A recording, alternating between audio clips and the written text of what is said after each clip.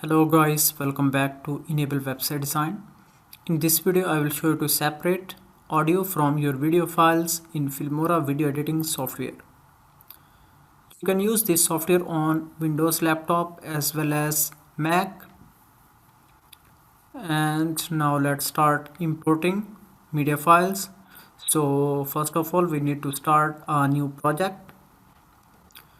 Then on the top left corner, you can find out all the major features. Here you can see this one, start import.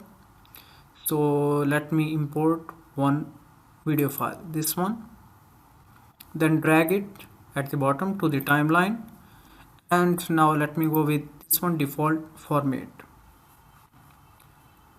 So it can take few seconds. After that, let me drag it and remove this one unwanted part of the video. So now if you want to get audio from this video, then you can right click and here you can see this one, detach audio.